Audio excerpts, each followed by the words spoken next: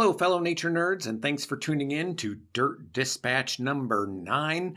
I'm your host, Tim the Nature Nerd O'Hara. So last week, my wife and I went to San Antonio, Texas. Now, we were there mostly for business, so I didn't get a lot of time to take in the local flora and fauna. I did take my UV flashlight, and I did get at least about 15 minutes or so to go out at night and check for scorpions, like I talked about in the last episode.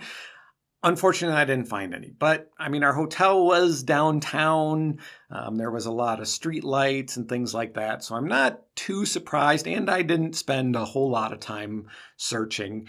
So I still have yet to find a scorpion with my UV flashlight, but that's okay. I did see what I'm pretty sure was a solifuge, which I talked about a couple of episodes ago.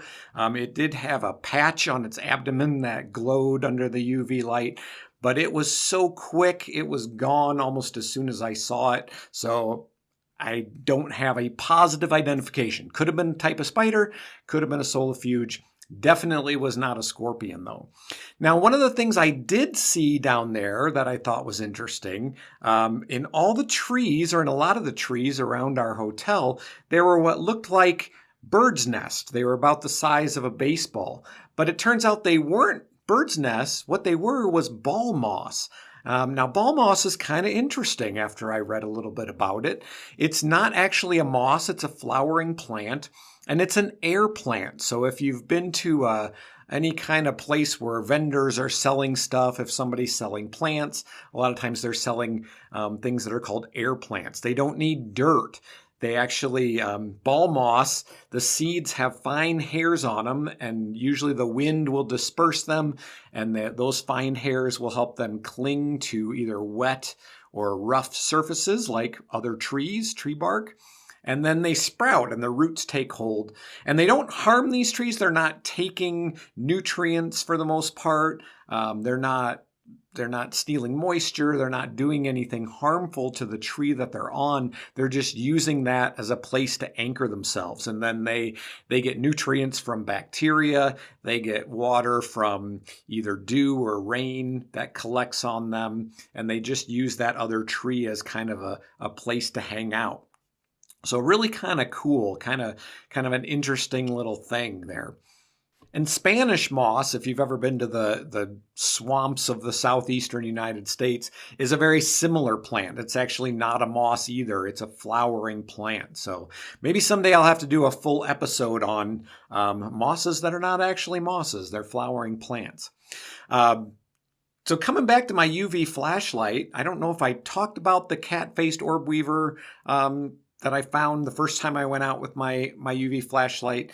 But if I didn't, one of the first things I found when I was playing with my UV flashlight was a spider called a cat-faced orb weaver. And it's named that because it's, well, A, an orb weaver, but B, if you look at it from the back, it's got these two little points on its abdomen that when seen from behind kind of look like cat ears. So it's called a cat-faced orb weaver.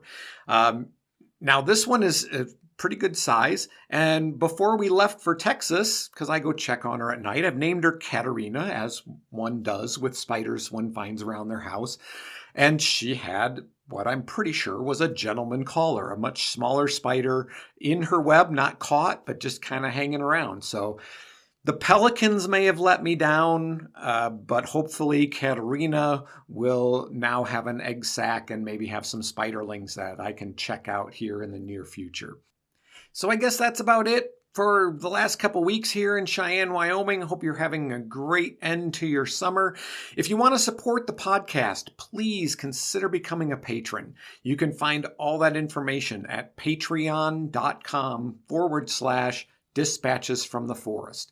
You can make a one-time donation or send me an email if you have a question or a comment or a suggestion for future episodes. I'm always open to ideas.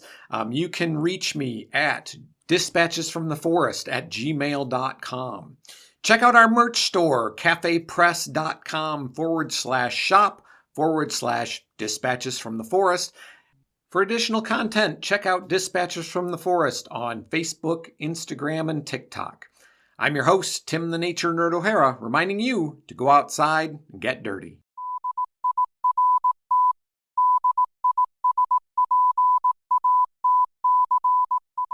Dirt Dispatches is a production of Dispatches from the Forest and may not be used or rebroadcast whole or in part without express written permission.